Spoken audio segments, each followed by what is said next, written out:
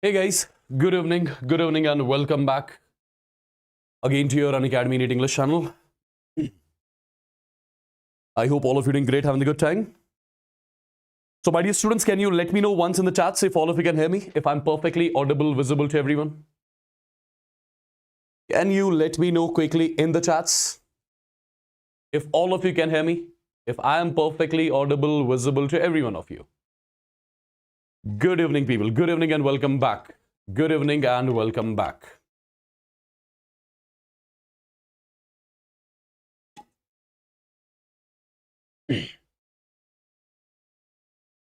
All right, people. All right. So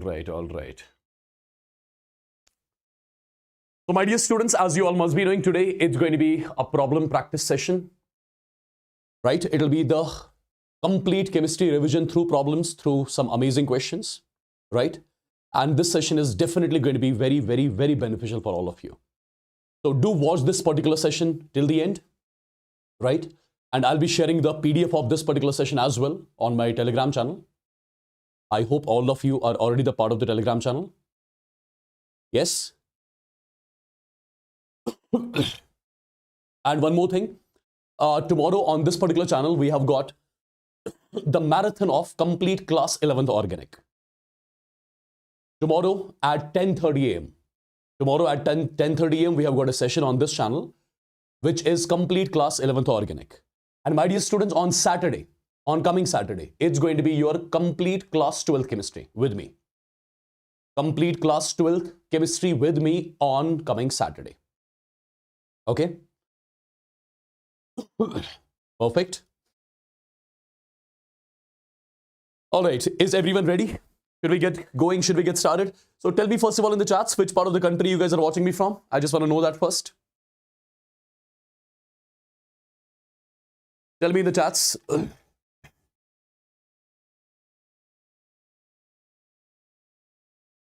I just want to know that first.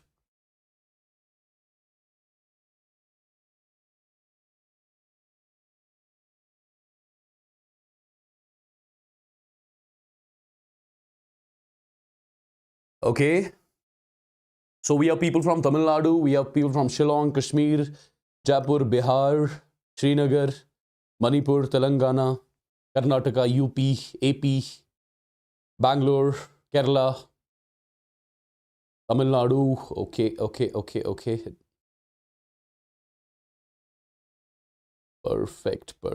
Perfect. People from Haryana, people from West Bengal, Vizag, Manipur, Punjab. Amazing. Great. Perfect. Perfect, guys. So let me repeat again. Tomorrow, there is complete class 11th organic chemistry marathon on this channel, right? And on Saturday, it's going to be your complete class 12th chemistry marathon with me. Saturday, exactly at 10 a.m. in the morning. Okay?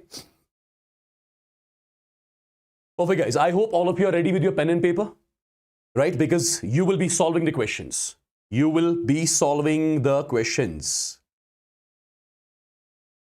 Okay?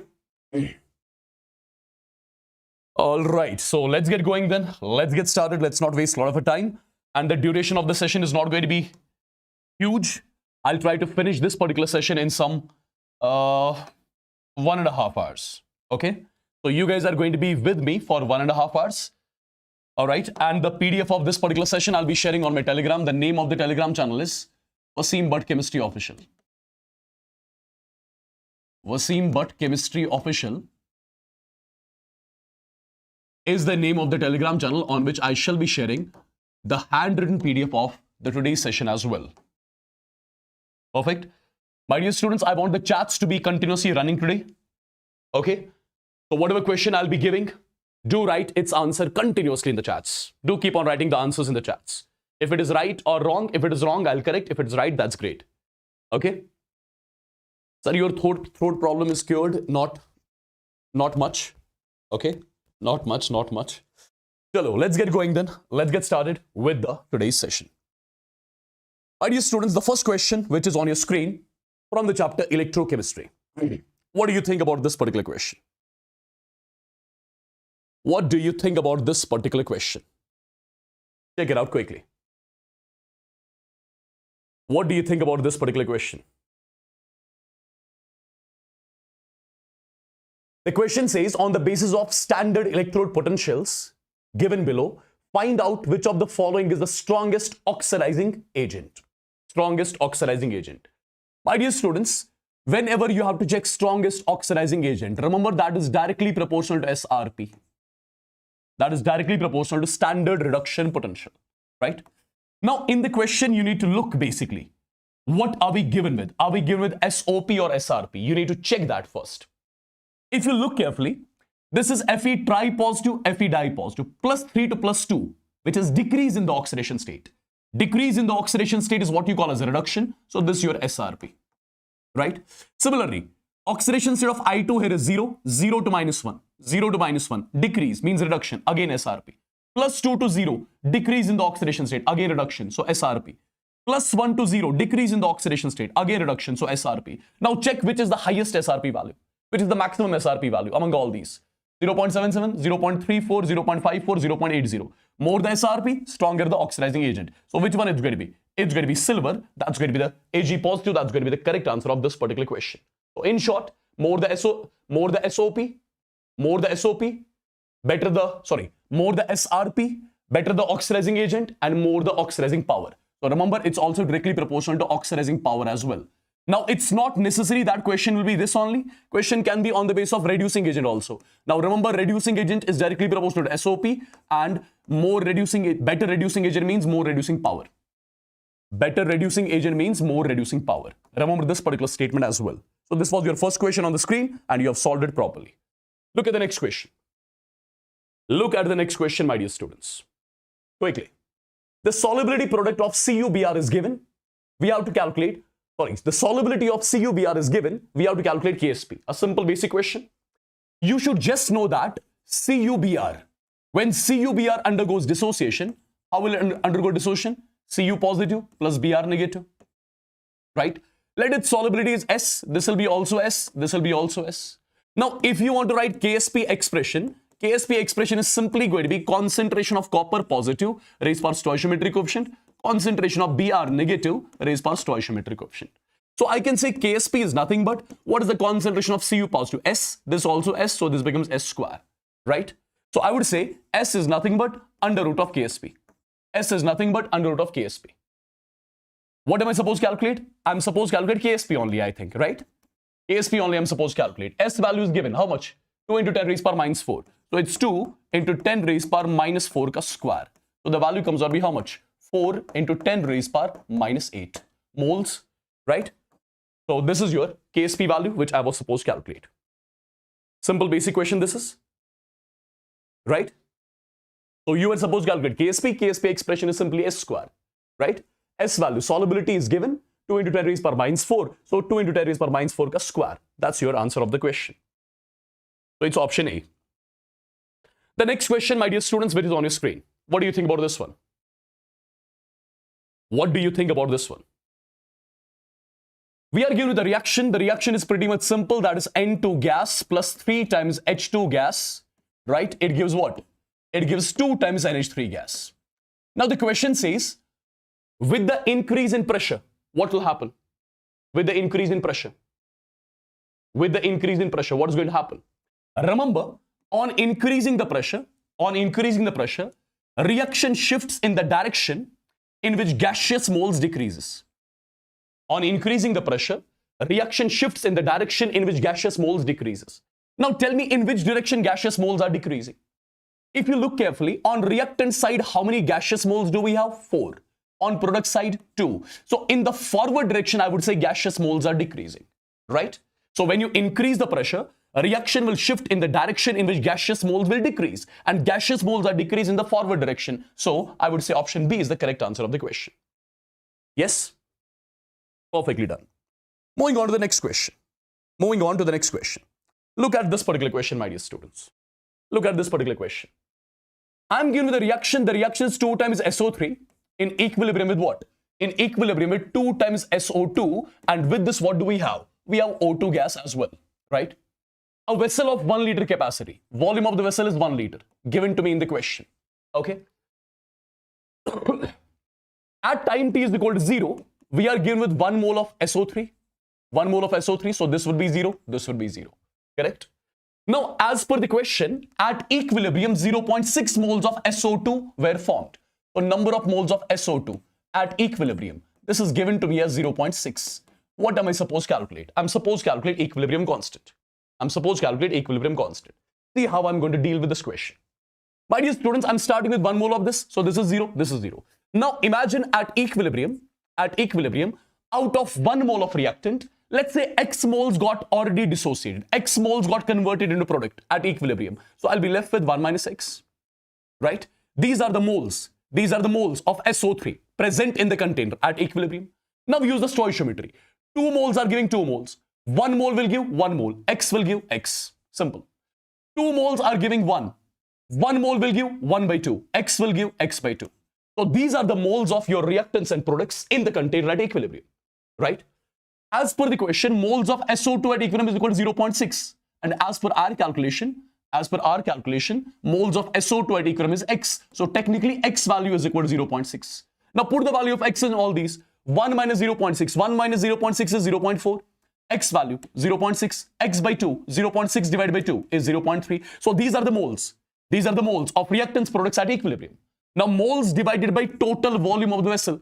That's 1 liter. Moles divided by volume, that gives you concentration. So you got the concentration of reactants products at equilibrium. If you got the concentration, you can get the equilibrium constant value. Equilibrium constant is nothing but that will be concentration of SO2 at equilibrium raised power stoichiometric coefficient, concentration of O2 at equilibrium raised power stoichiometric coefficient divided by concentration of SO3 at equilibrium raised power stoichiometric coefficient. Now tell me, what is the concentration of SO2 at equilibrium? That is 0.6. So it is 0.6 ka square. Concentration of O2 at equilibrium, that is 0.3 divided by concentration of SO3 at equilibrium, that is 0.4 ka square. Now do the calculation and get the answer. That's it. Yes? Perfect. Sir, can you tell me about the Nexus batch? I'll be starting the Nexus batch after the NEET 2026 examination. Right now, I just want to have my complete focus on NEET 2026 examination. After that, we'll be launching the batches, etc., etc. Okay? So till then, let's not talk about the batches when I'm starting the new batches for NEET 2027, 2028, right? That's something which we'll do after the NEET. So let's not divert our attention at this point of time, please and please. Okay, and your priority right now should be NEET 2026. Okay, first write NEET 2026. After that, if it's not happening, then I'll tell you which batch, etc. to join. So right now, don't think about that, please. Chalo, let's move on to the next one. What do you think about this one, guys? What do you think about this one? Quickly. In the chats. What do you think about this one? Quickly, my dear students.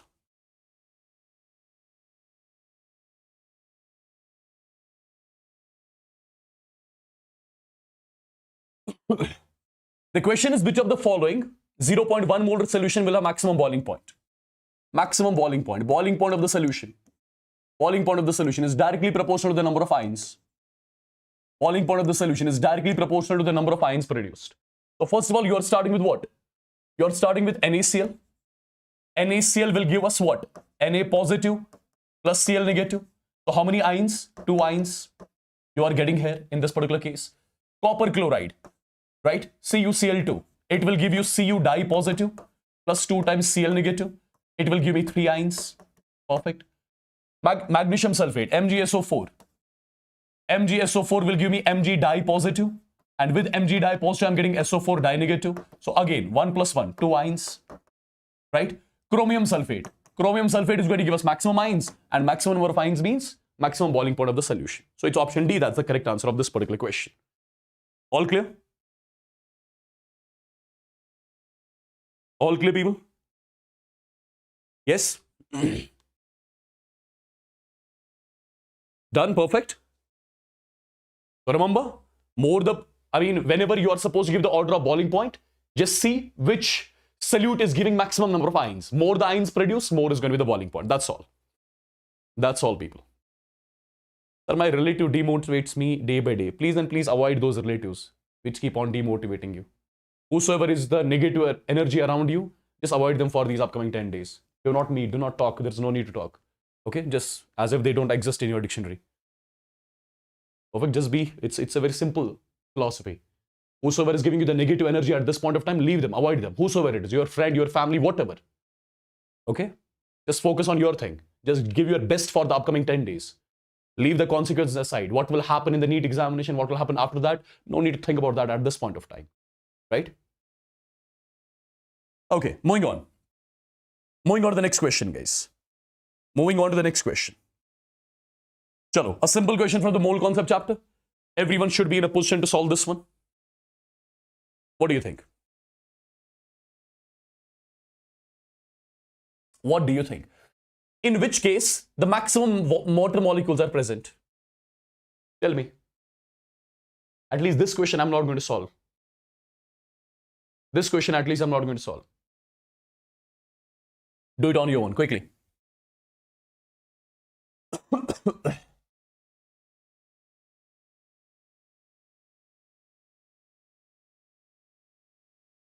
My dear students, 18 ml water means 18 grams of water, because density of water is 1 gram per ml, right? 18 ml water means 18 grams of water. 18 gram water means 1 mole water. 1 mole will contain any molecules. So this one will be having maximum molecules. Yeah? All right. Chalo, a simple confidence booster for you. What do you think?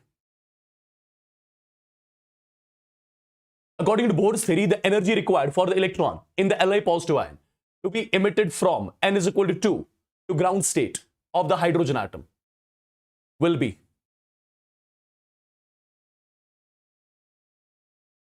According to Bohr's theory, energy required for the electron in Li di positive to be emitted from n is equal to 2 is. Okay.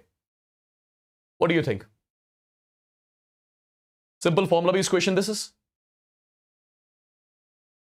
You know the formula of energy? Minus 13.6 Z square divided by N square, right? Just use that formula. Perfect. Energy required will be this much, 30.66.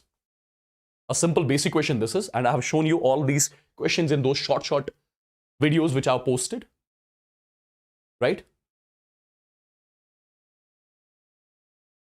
Perfect.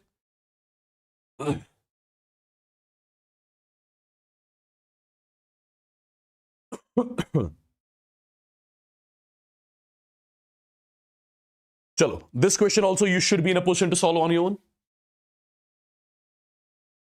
The energy of the second Bohr's orbit of hydrogen atom is minus 328. The energy of the fourth Bohr's orbit will be. Check it out. Check it out. Tell me the answer in the chat quick. You know your energy, if I talk about your energy, it's directly proportional to Z square, inversely proportional to N square. Correct? So I would say E1 divided by E2 will be equal to Z1 square divided by Z2 square multiplied by N2 square divided by N1 square. Right? Now, since they are talking about the same atom, the atoms are not different, I think. Let's check the question again. The energy of the second orbit of hydrogen atom in this, hence the energy of the fourth Bohr's orbit would be. Correct? So Z1, Z2 is same. This is what Z1, Z2, since they are talking about hydrogen. So simple, you will say E1 divided by E2 is equal to N2 square divided by N1 square, right? And N1, N2 is given. How much is N1? That is 2. How much is N2? N2 is 4. Perfect. And also, E1 is also given. You just have to calculate E2 value. Again, a formula-based question, and you can easily give it a try. Perfect. So the final answer, when you solve it, it will be minus 82 kilojoules per mole. A simple basic question again this is. And these sort of questions are asked in your examination. Chalo, tell me the answer of this particular question. Tell me the answer of this one. IUPAC name. Which one? What is it going to be? It's going to be potassium. Then it's going to be trioxylato. Okay. Potassium, trioxylato. Then it's going to be cobaltate. And its oxidation state will be how much? It will be 3, right? Its oxidation state will be 3.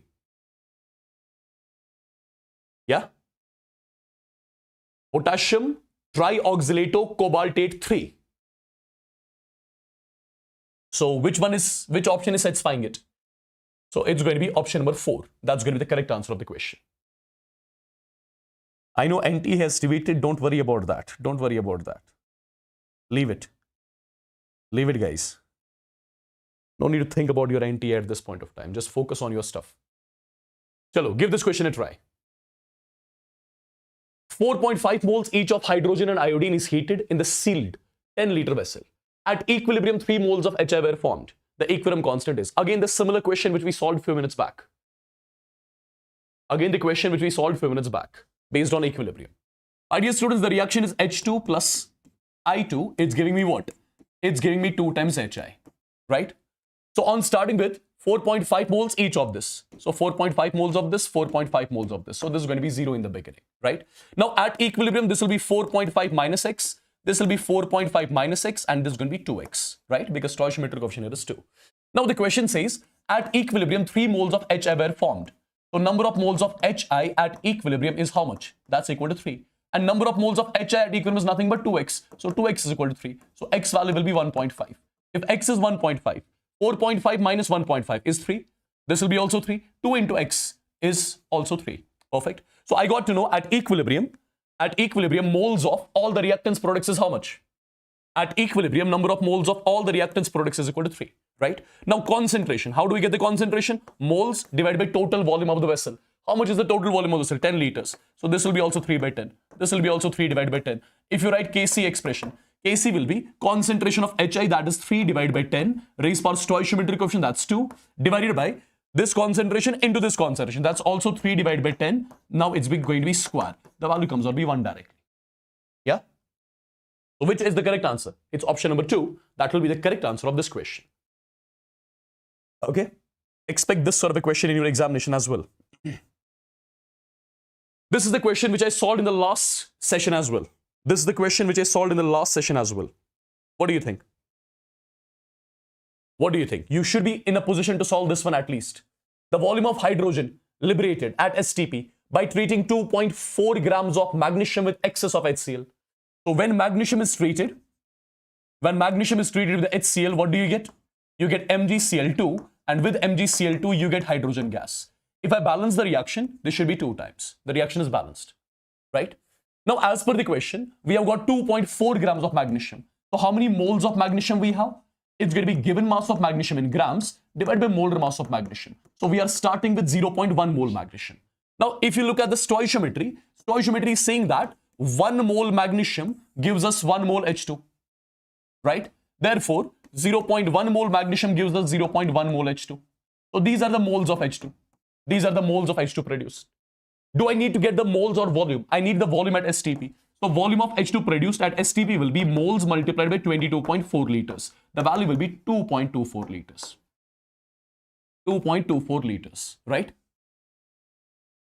Perfect. So 2.24 liters of H2 gas are produced. That's something I was supposed to calculate. All right, look at this particular question, guys. Give it a try. Give it a try. Give it a try, people. The question is, a first order reaction has a specific reaction rate. Specific reaction rate means rate constant. So rate constant is given. How much time will it take for 20 grams of reactant to reduce to 5 grams? See, guys, you have got for example, the reaction A gives B. Its rate constant as per the question is 10 raised power minus 2 second inverse. The reaction follows the first order kinetics. Okay. Now, my dear students, at time t is equal to 0, the initial amount of reactant is, for example, 20 grams. Initial amount I represent with A naught. They are asking at what time the amount of reactant left will be 5 grams. At what time amount of reactant left would be 5 grams. So this is your AT value. AT represents the amount of reactant left at some time t. Now, if I use the integrate rate equation, T is equal to 2.303 divided by K. It's a log of A naught divided by AT for the first order kinetics. So, just put the values. T is equal to 2.303 divided by 10 raised power minus 2 log of, what is A naught? A naught is 20. What is AT? AT is 5. So this 1, this is 4. Log 4 is 0.6. Log 4 is 0.6. Just do the calculation and you'll get the answer. What is the final answer which you're getting? What is the final answer? See, this 10 raised power minus 2 goes up. This becomes 230. 230 into 0.6 will be approximately how much? 230 into 0.6. That will be 100 something. 100 something will be the answer. Okay. Chalo ji. Look at this one. Again, these sort of questions are your frequently asked questions in your NEET examination. And again, you should be able to solve this question. You've got a reaction A plus B gives product. Order is 1 with respect to A and B. Order is 1 with respect to A and B. What is the value of X and Y? This X here, this Y here. First of all, if you look at your rate law is going to be R is equal to K, concentration of A raised power order, concentration of B raised power its order. So this is your rate law. Now put the date of experiment number 1. Put the date of experiment number 1 in this particular rate law. As per experiment number 1, what is the R value? R value is 0.1 is equal to K. Concentration of A in the first experiment is 20 raised power 1. Concentration of B in the first experiment is how much? 0.5 raised power 1. So this is your equation number 1. This is your equation number 1. Now put the second experiment data in this equation. R value in the second experiment is 0.4 is equal. Rate constant is K. Concentration of A here is X and concentration of B here is 0.5. Right? Raised power 1. This is your equation number 2. Similarly, put the third experiment data also. R will be 0.8 is equal to K. Concentration of A is 40 raised power stoichiometric raised power order 1 multiplied by this is Y raised power 1. This is your equation 3. Now you just have to divide these two equations one by one. You just have to divide these three equations one by one. Let's do one thing. Let's divide equation 2 with equation 1. When you divide equation 2 with equation 1, K and K gets cancelled out. 0.5 gets cancelled out. So I'll be left with 0.4 divided by 0.1. That's 4 is equal. This will be X divided by 20. X divided by 20. So X value will come out be 80. X value will come out be 80. Right? So you divided 2 with 1. Similarly, when you divide other two equations, you'll get the value of Y also. You'll get the value of Y also. Perfect. So I divided two equations, got the value of X. Now I'm going to divide other two equations. I'll be getting the value of Y. Question is pretty much simple. The final answer of this question you will find as 80 and 2. Okay. Perfect. This is the solution which I've posted here also. Right? You can check it out.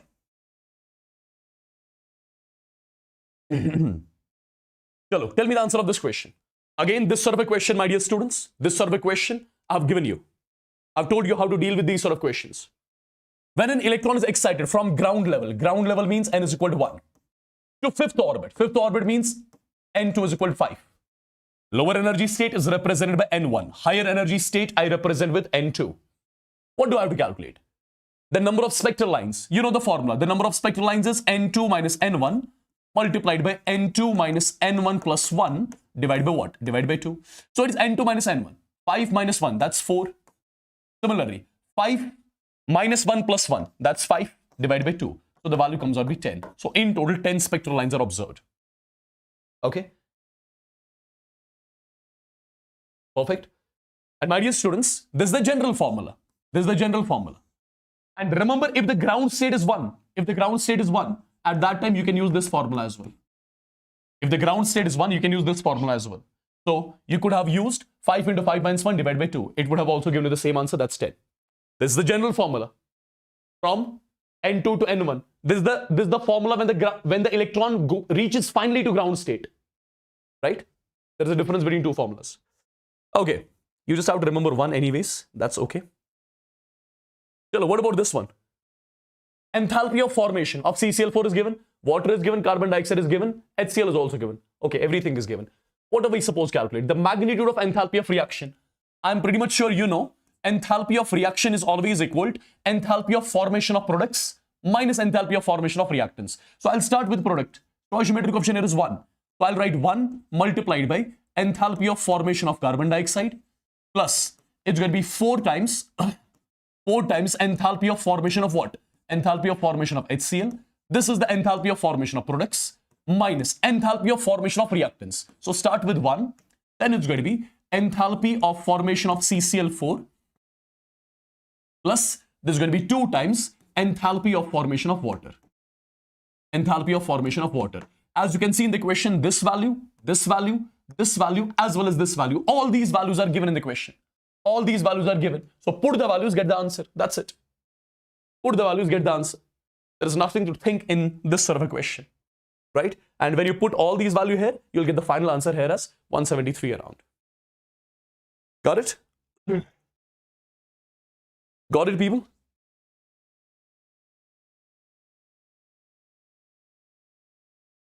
Check this particular question, guys. Check this particular question. You are given with work functions of some elements. Work functions of some metals. The number of metals which will show photoelectric effect when light of wavelength 400 nanometers falls on this. So light of wavelength this much is falling on each of these metals. Light of wavelength 400 nanometer is falling on each of these metals. You have to check which one will show photoelectric effect, right? So let's check the energy of the incident light. That's hc divided by lambda, right? H into C I'll take as 1240 electron volt nanometer divided by lambda is your 400 nanometer. How much this will be? I think this will be 3 point something, 3.1, 43, right? 41, 3.1 electron volt. So this is the incident energy. What is the condition for the photoelectric effect to happen? Condition is incident energy should be greater or equal to work function. Incident energy is how much? 3.1. And in this particular case, is it greater than work function? Yes. Incident energy greater than work function, greater than work function, greater than work function. Here it's not, here it's not, here is not. So how many metals will show photoelectric effect? I would say 3 metals are going to show photoelectric effect. Sir, class 12th marathon. Class 12th marathon will happen on Saturday at 10 a.m. Okay? I believe this sort of a question you would be able to solve on your own, right? Whenever it comes. Again, a simple question. I'm pretty much sure you can solve this. What do you think?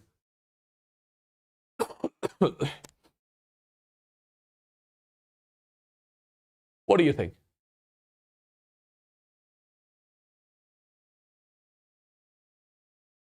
What do you think, people, about this one? PDF of this question कहाँ मिलेगा? PDF मिलेगा Telegram channel पे, जिसको मैं already बता चुका हूँ session के starting में कौन सी channel को join करना है. Quickly, guys, the total number of intensive properties. Okay, intensive. What all things are we given with? See, volume. Volume is the example of extensive property. Molar heat capacity. Molar heat capacity is the example of intensive property. Molarity, again the example of intensive property. E naught cell, again the example of intensive property. Gibbs free energy. Gibbs free energy is the extensive property. What all we have? Molar mass. Molar mass is the intensive property. Perfect. Molar mass. And mole. Mole is extensive. These are all the common examples of extensive and intensive. Now we can check how many of these are extensive and intensive. Get the answer. Chalo, this question I believe everyone can easily solve. The correct increasing order of ionic radii. The correct increasing order of ionic radii. So tell me, what is the increasing order of ionic radii here? Quick. All of these are, I think, isoelectronic species, right? And more the negative charge, more the size. More the negative charge, more the size. More the negative charge, more the size. So the answer is going to be negative charge is maximum in S di negative. After S di negative is going to be Cl negative, right? So this is going to be option number 3. See, everyone is saying 3, 3, 3. I know you're expecting this sort of a question in your exam. Chalo, I hope it comes in your exam. Let's see. Your confidence booster this is. What about this one? What about this one, my dear students? The species having maximum number of lone pairs. Maximum number of lone pairs. I've shown you in my short sessions how to calculate the lone pairs. In my last marathon also, I've told you how to calculate the lone pairs. My dear students, this is ClO3 negative. ClO3 negative. Chlorine will have 1 lone pair on it. Xenon will have 2 lone pairs on it. Sulfur will have 1 lone pair on it. And I3 negative. I3 negative you can write as I2 negative. Perfect. And this iodine will have 3 lone pairs here. This iodine, central iodine will have 3 lone pairs here. I3 negative. Right? Linear. AB2L3 type. Okay. Look at this one. Look at this one. Look at this one, guys. How to check the lone pair? That's we have discussed in the chemical bonding session which I took, which was my last marathon, complete class 11 chemistry, right? Even in the small sessions also I've shown you. How do we do all that?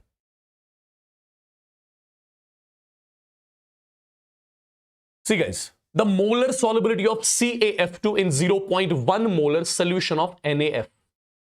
In 0.1 molar solution of NaF. How do we exactly do that?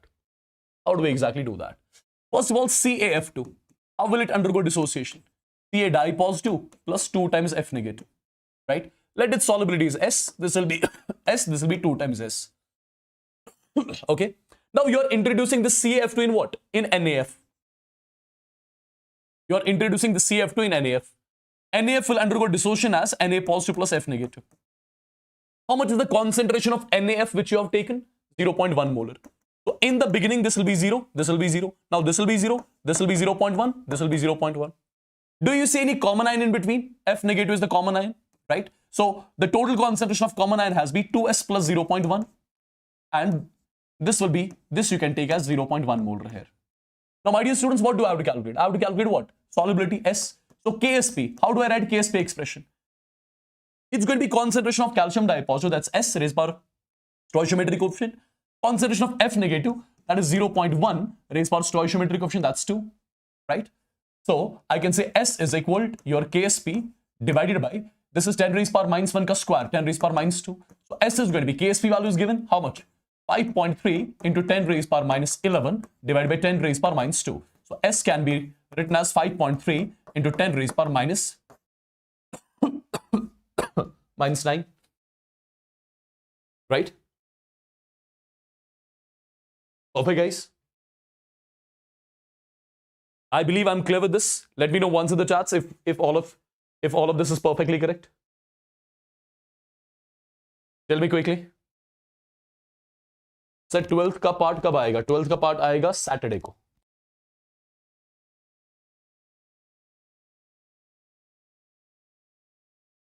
चलो. What about this question, guys? What about this question? Yes, Trishna, AIMS class will be also given.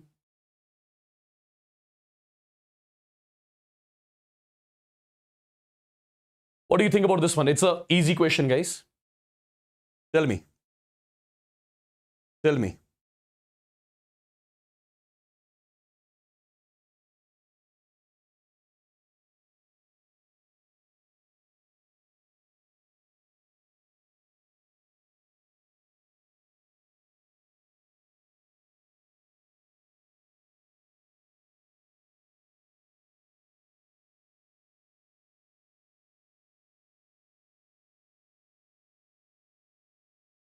What is the question? Magnetic moment is 2.84 Bohr magnetron. How do we calculate magnetic moment, by the way? Under root of n into n plus 2. When can this value will be 2.84? This value will be 2.84 if n is equal to 1. Is that? If n is equal to 1. Tell me. Tell me, tell me.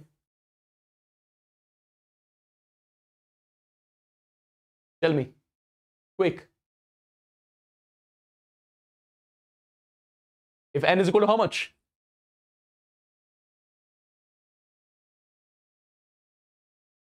If n is equal to 2. Correct? When n is equal to 2, this becomes 2 plus 2, 4, 4 to 8. Root of 8 will be 2.84. So n is equal to 2. N is equal to 2 means unpaired electrons are 2. Now you need to check which of the following has got 2 unpaired electrons. Which of the following have got 2 unpaired electrons? I believe you can do that. So which has got 2 unpaired electrons? Quickly, what do you think? What do you think, guys? Which of the following has 2 unpaired electrons? Majority is coming out with the option D. Let's check option D. What is the outermost configuration of nickel? Iron, cobalt, nickel. It's 3d8 4s2. It is 3d8 4s2. But this is nickel di positive. So when you take 2 electrons out, it becomes 3d8. 3d8. In 3d8 configuration. In 3d8 configuration. 1, 2, 3, 4, 5, 6, 7, 8. So there are 2 unpaired electrons, right? So it has to be option D. Perfect. Good. Okay. In which of the following pairs both the ions are colored? Both the ions are colored. So check the unpaired electrons. Wherever you find unpaired electrons, that's going to be colored. Wherever you find unpaired electrons, that's going to be colored among all these. So which one is going to be? Which one is going to be?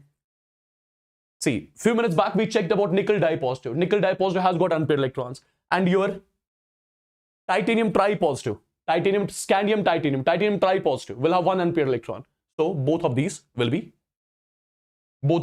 have unpaired electrons. So they're going to be colored in the aqueous. Chalo, what do you think about this one? Simple question. Copper's configuration 3d10 4s1. Copper configuration 3d10 4s1. A simple question.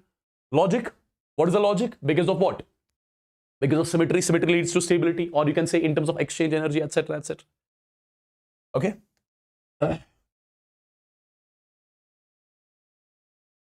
Chalo, the name of the complex ion. Simple question. The name of the complex ion. The name of the complex ion, guys.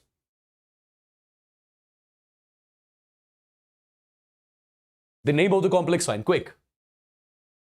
This at least everyone should know. Everyone should know this, guys.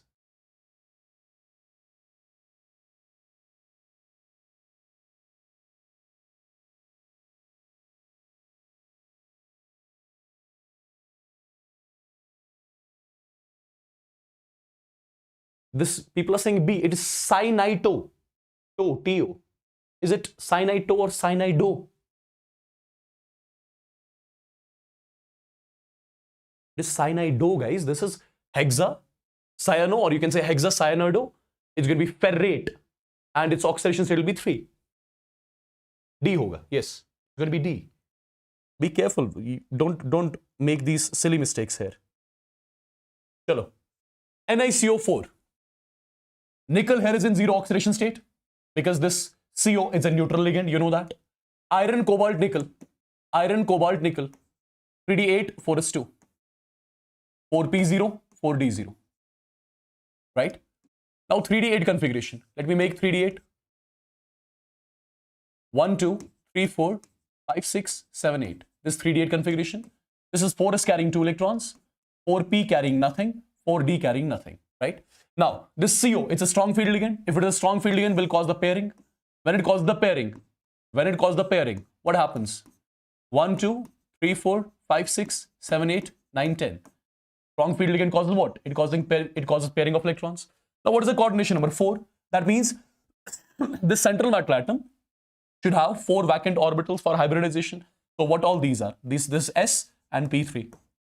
sp3 means tetrahedral, right? Is there any unpaired electron? No. So species is going to be diamagnetic. So diamagnetic, sp3, tetrahedral. So check the options. Square planar geometry and diamagnetic. No, tetrahedral geometry and diamagnetic. Option B. Sir, आप बहुत fast explain कर रहे हो. Of course, 10 दिन बचे हैं तो slowly थोड़ी पढ़ाऊंगा अभी.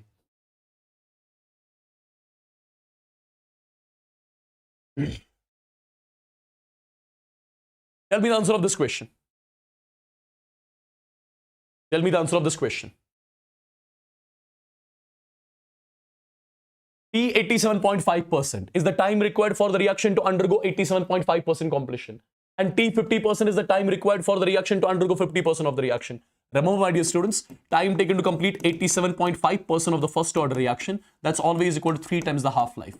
Remember this particular result. Even, remember one more. Time taken to complete 75% of the first order reaction is 2 times the half-life. Similarly, remember one more. Time taken to complete 90% of the reaction is equal to 10 by 3 times the half-life. 10 by 3 times the half-life. Similarly, remember, time taken to complete 99.9% of the reaction is equal to 10 times the half-life. Right? Perfect. Similarly, remember, time taken to complete 99%. 99% will be how much? Or this much is enough. You can remember these, right? And all of these are valid for first order reactions. So the answer of this question is going to be, 3. Okay? Perfect, guys. Look at this question. When a hydrocarbon A undergoes complete combustion, so you have got a hydrocarbon, let that be CXHY. It is undergoing combustion. It will lead to the formation of what? Carbon dioxide. And with carbon dioxide, what do we get? We get water. So if you balance this reaction, This is going to be x, this will be y by 2, and this is going to be x plus y by 4. I hope you know how do we balance these reactions. This is how you balance the combustion reaction. You can remember it directly. Now the question says, when a hydrocarbon A undergoes complete combustion, it requires 11 equivalents of oxygen. It requires 11 equivalent of oxygen. So I can say x plus y by 4 value here is equal to 11, number 1. And produces 4 equivalents of water. 4 equivalents of water means you can say y by 2 is equal to 4. So y value you can get from here is 8, right? Put the value of y here. So it is 8 by 4, that's 2. 11 minus 2 is 9. So x value is equal to 9, right? Now it's going to be C9H8. C9H8. Yeah? Done?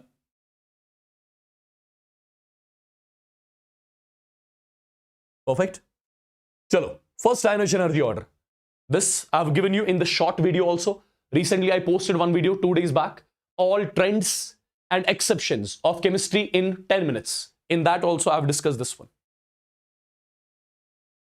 In that I've discussed this one also. Right? See, when you compare oxygen and nitrogen, nitrogen has got more first ionization energy than that of oxygen. Why? Because nitrogen has got a half-filled configuration. So to take electron out from half-filled configuration, more energy is required. So nitrogen has got more than oxygen. Similarly, beryllium has got more than boron. It's a famous question, right? Which is frequently asked. So you can remember it directly. Chalo, what about this one?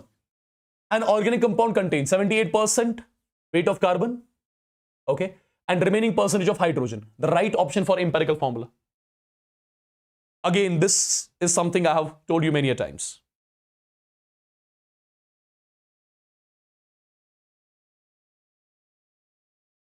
हाँ जी, NTA की message देख ली, उस पर कल सुबह में आप I'll post a video on that tomorrow morning. Tomorrow morning I'll post a video on that. Tell me guys, the answer of this question, empirical formula question, guys, you should be able to solve it. See, carbon is 78%, hydrogen is 22%. So divide these by the respective atomic masses.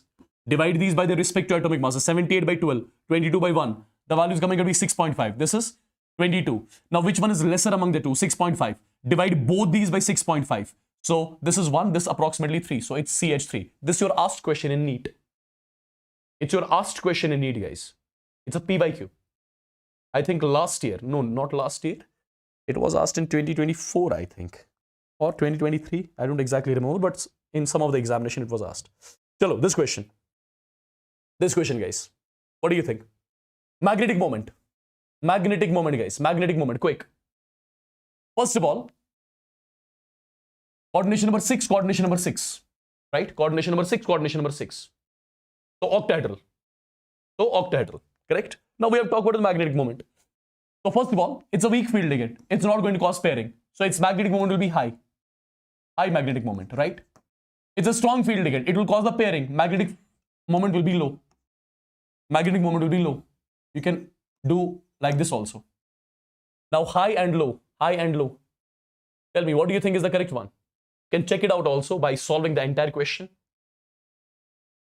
You can check it out also by solving the entire question. As far as I am concerned, it will be option 4. Yes? Perfect? Absolutely.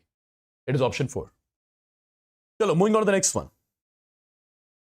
It's a PYQ, but expect these sort of questions again. The number of angular nodes in 3s. What is the L value here? L value for S is 0. So angular nodes will be 0.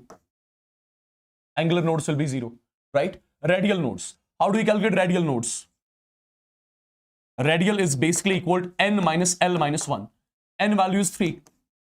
So it's going to be 3 minus 0 minus 1. That's 2. So angular 0, radial 2. Angular 0, radial 2. Okay? Chalo, this question you can easily solve. Orbital having 3 angular nodes. Angular nodes are given by the value of L. Angular nodes are given by the value of L. Now, which subshell has got L value as 3? It is the F subshell that has L value as 3. So it's directly 3, option 3. Yes? Sir, one is the mega marathon of class 12th chemistry. Class 12th chemistry I'll be doing on Saturday. On Saturday. This is again the PYQ. Expect these sort of questions. See, PCl5. PCl5 is of the type AB5L0. This is of the type AB6L0. This is of the type BRF5.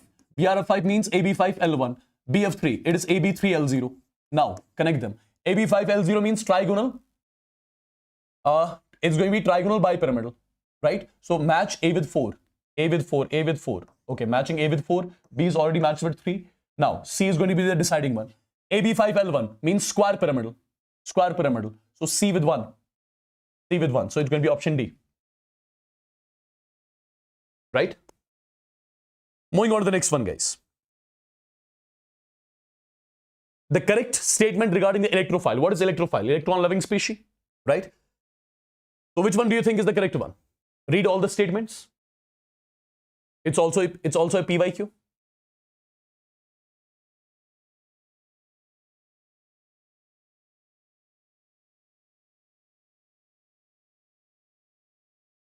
Bunny, please do not spam. Let students write the answers.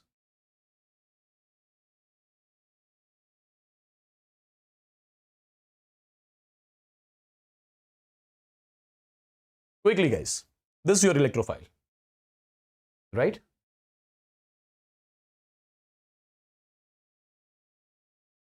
Chalo, next one. This is something which all of you will be knowing. Which of the following is an electrophile? Famous electrophile this is. CCl2. Raman-Tamer reaction. Yeah? This also your PYQ. The most stable carbocation. Calculate the alpha hydrogens. Wherever you find maximum alpha hydrogens, that's going to be maximum stable carbocation. So if I look at the last one, here you have got 3 plus 2. There are 5 alpha hydrogens stabilizing this carbocation, right? So that's going to be maximum stable. In this particular case, 2 to 4 alpha hydrogens, right?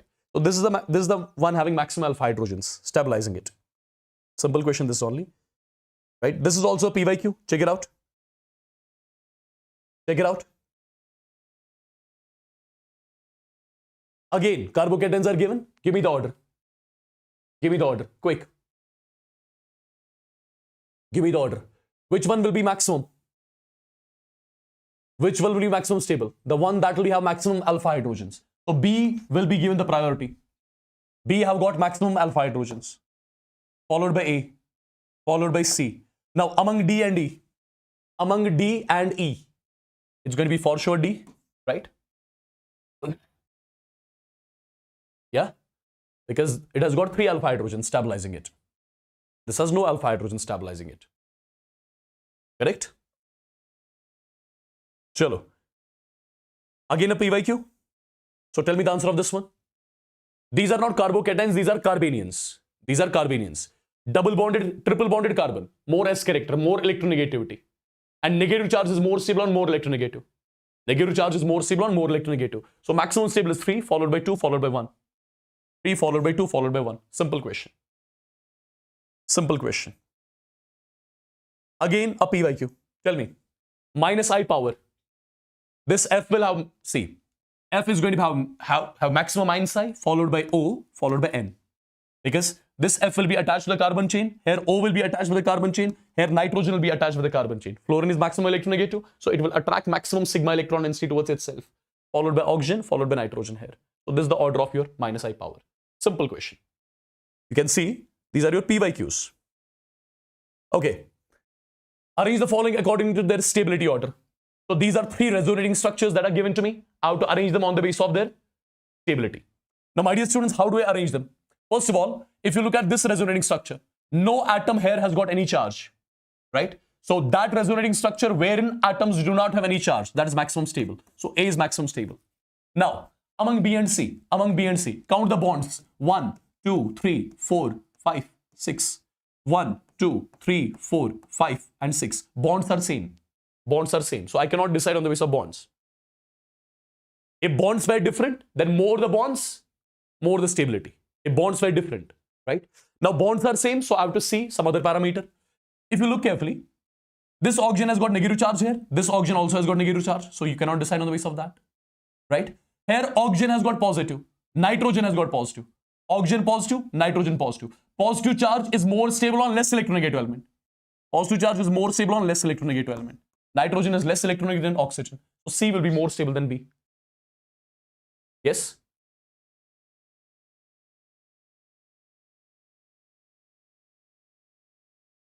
Similar sort of question. Tell me the answer of this question as well. See, this is the resonating structure wherein atoms do not have any charge. So it's maximum stable. A is maximum stable. Now among B and C, count the bonds first of all. 1, 2, 3, 4, 5, 6, 7. 7 bonds. 1, 2, 3, 4, 5, 6, 7, 8. 8 bonds. More the bonds, more the stability. So I'll go with C followed by B. This is the order. Okay, this is the order here. I believe I'm clear with this. Which of the following is least resonance stabilized? My dear students, if you look carefully, 2, 4, 6, 6 pi electrons, Huckel's rule following, aromatic, stable, right? 2, 4, 6, again, 6 pi electrons, Huckel's rule, aromatic, okay? 2, 4, 6, again, 6 pi electrons, Huckel's rule, aromatic, right? If you look at this particular carbon, it's sp3 hybridized. sp3 hybridized means non-planar. Non-planar means non-aromatic. This one is non-aromatic, right? So this is least stable. You know, stability of aromatic is maximum, followed by non-aromatic, followed by anti-aromatic. Yes? I believe, again, I'm clear with this particular question as well. Chalo, tell me the answer of this one. Tell me the answer of this one. This is the resonating structure wherein atoms do not have any charge. So 1 is maximum stable. 1 is maximum stable. Now, positive charge on nitrogen, positive charge on nitrogen. Negative charge on carbon, negative charge on carbon. These are unlike charges. More the distance between unlike charges. More the distance between unlike charges, lesser the stability, right? So third is going to be least stable. This is 2. This is the order here. Tell me the answer of this one. Arrange the following on the basis of decreasing acidity. Decreasing acidity. My dear students, if you look carefully, this NO2, it shows minus M, right? It is minus M. This OCH3, it's plus M showing group, right? Minus M increases the acidic strength to the maximum. So third is going to be maximum acidic. Third is going to be maximum acidic. Acidic strength is directly proportional to what? This is the order which you are going to follow. Minus M followed by minus H followed by minus I followed by plus I followed by plus H followed by plus M. This is your acidic strength order. So here this is showing minus M, right? Okay, so this will be maximum. So which one is going to be? Third, right? NO2. NO2, right? So this is going to be the correct answer of the question. Acidic strength. Chalo, what about this one? What about this one? Again, you have to talk in terms of acidic strength. Now, if you look carefully, if you directly go to the groups, then you will mark it wrong. Why is that? See, here, this is OH, this is OH. So this is phenol. This is carboxylic acid. This is also carboxylic acid. And you know, acidic strength of carboxylic acids is more than that of phenols. Acidic strength of carboxylic acids is more than that of phenols. So 3 and 4 will be more acidic. 3 and 4 will be more acidic than 1 and 2. Now, among 3 and 4, this is electron donating. Electron donating groups, they decrease the acidic strength. So third is going to be maximum acidic, followed by 4. Now, among 1 and 2, 2 is going to be more acidic than 1, because this is withdrawing here. This is your order. This is the order of your acidic strength. I believe it's clear. I believe it's clear. Chalo ji. Lowest pKa value. Lowest pKa means maximum Ka. Maximum Ka means maximum acidic strength. Now check. Where do you find maximum acidic strength? The reference everywhere is same. Reference everywhere is same. But you have got 3 chlorine atoms, 3 withdrawing atoms here. So this is going to be maximum acidic. Maximum acidic means more Ka value. More Ka means lesser pKa. Okay? Chalo ji. Next question. Which of the following compounds has most acidic nature? Which of the following compounds has most acidic nature? Most acidic. Most acidic. Wherever conjugate base will be resonance stabilized. Wherever conjugate base will be resonance stabilized, that compound is going to be more acidic. So here there is no conjugation. There is conjugation present here. Oxygen has got lone pairs. There is conjugation present. No conjugation, no conjugation. So when hydrogen leaves as H positive, the conjugate base is more resonance stabilized here. The conjugate base is resonance stabilized here basically, right? And it's going to be more acidic. All right. This is also PYQ. Tell me.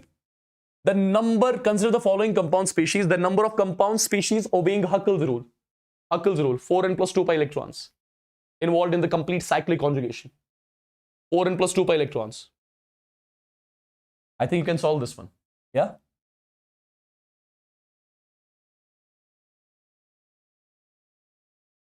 How many electrons, how many pi electrons are participating in the complete cyclic conjugation? 2, 4, 6, 8, 10. 10 pi electrons. So following Huckel's rule. 2, 4, 6. 6 pi electrons following. 2, 4. Anti-aromatic. 2, 4. Anti-aromatic. 2. Following Huckel's rule. 2 pi following. 2, 4, 6, 8. No. 2, 4, 6, 8, 10, 12, 14. Right? So following Huckel's rule. So how many are there? 4. 4 species are following Huckel's rule. Right? 4 species are following Huckel's rule here. Again, this is a PYQ. Again, this is a PYQ. Which compound among the following is not aromatic? Non-aromatic. Non-aromatic. Quick. Non-aromatic people. What do you think? Non-aromatic. If you look at this particular carbon, it's sp3 hybridized. sp3 hybridized means it's non-planar. If it is non-planar, that means it's going to be non-aromatic. So I'll go with option number 4. Again, tell me the answer of this question. Among the following aromatic compounds are, see, this carbon is sp3, non-planar, non-aromatic. 2, 4, 6, 6 pi electrons following Huckel's rule, aromatic. 2, 4, 6, 6 pi electrons following Huckel's rule, right? 2, 4, 4 pi electrons, anti-aromatic. So B and C is aromatic. B and C is aromatic. B and C is aromatic here in this particular compound. Yes?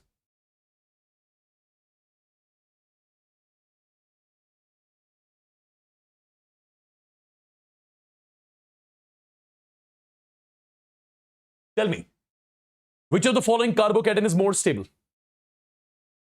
Which of the following carbocation is more stable?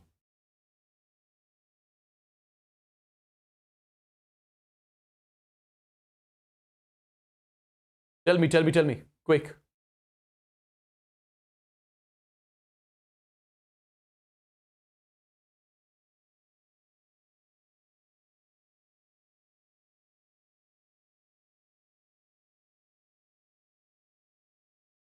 Quickly, guys. Is it 3-2-1 or 3-1-2? 3-2-1 or 3-1-2? It is 3-1-2. Right?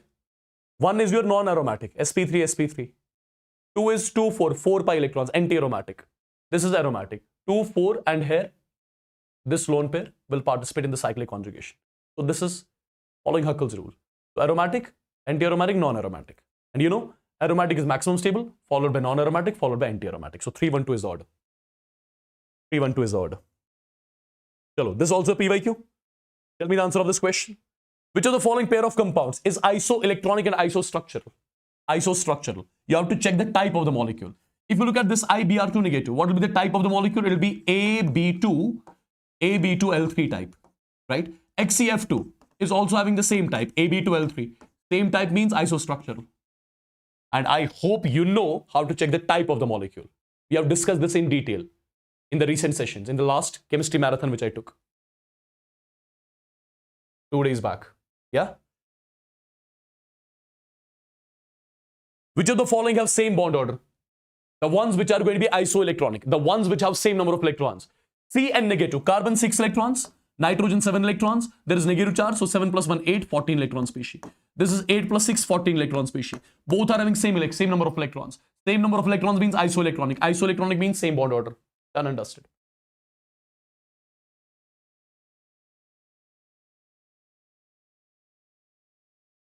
For a first order reaction, choose the correct value of half-life. You are given the graph between log 80 versus T.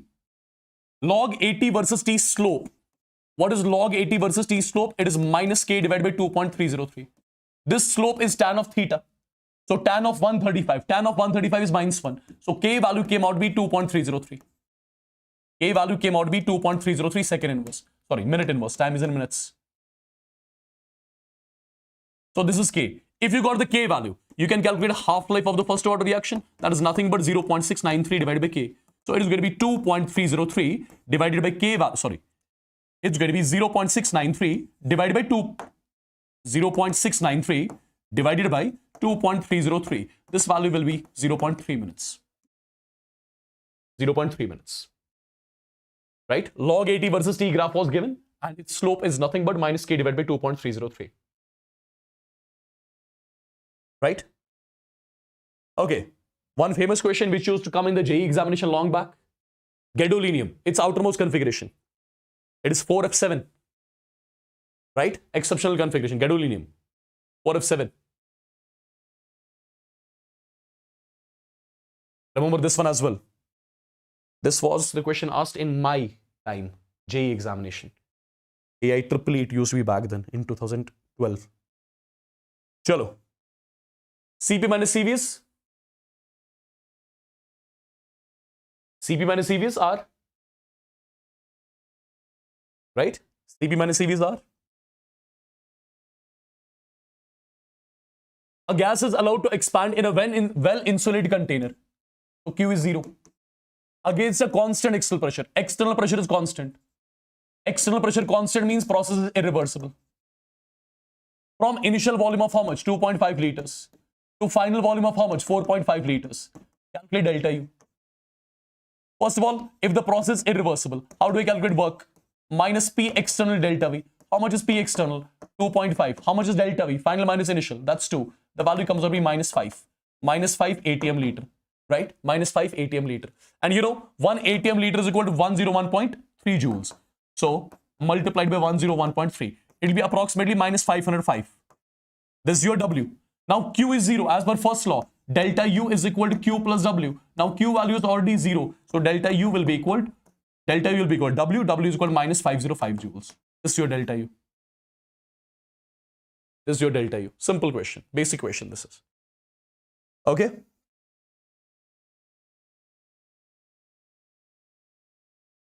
This is also a PYQ. Remember this as well. The question is irreversible. Irreversible. In case of irreversible process, delta S total. Irreversible process, delta S total is greater than 0. Irreversible processes. Okay. Isothermal. When the ideal gas undergoes isothermal process, delta U is equal to 0. When the ideal gas undergoes isothermal process, delta U is equal to 0. So delta U is equal to 0, delta S total is greater than 0. So I'll go with option number 2. I'll go with option number 2. I'll go with option number 2. This is the last question of the session. The remaining almost 30 questions I'm keeping as the practice for you guys. And these questions you'll be getting in my Telegram channel. Telegram channel is Wassim Bhat Chemistry Official. WASSIM Bhat Chemistry Official.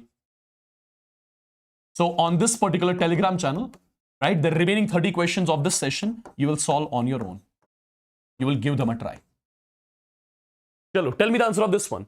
The correct thermodynamic condition for the spontaneous reaction. Process is spontaneous when delta G is negative. Delta G is nothing but delta H minus T delta S. So this term has to be negative. When will be this term negative? This term will be negative only. This term will be always negative. If delta H is negative, delta S is positive. If delta H is negative, delta S is positive. Positive negative makes it negative. This is already negative. So overall value will always come out to be negative. So delta H should be negative. Delta H should be negative. Delta S should be positive. Delta S should be positive. So option B. Got it, people? Am I clear? Perfect, perfect, perfect. Rest of the questions, right after this session, I'll be sharing this PDF on my Telegram. Do check these questions right now and do try them right now. Do not keep it for tomorrow. Okay? Do not keep it for tomorrow. In the upcoming days, see, I'll be posting one important video. See, your NTA has come up with a notice. You saw that. That tweet is there. I'll make a video on that. That's something important. That's a hint from NTA. Number one. Number two. Number two. Tomorrow, class 11th Organic Chemistry Marathon at 10:30 a.m. in the morning. On Saturday, complete chemistry marathon of class 12th I'll be taking, right? Do remember, these are the super important sessions which will happen this particular week.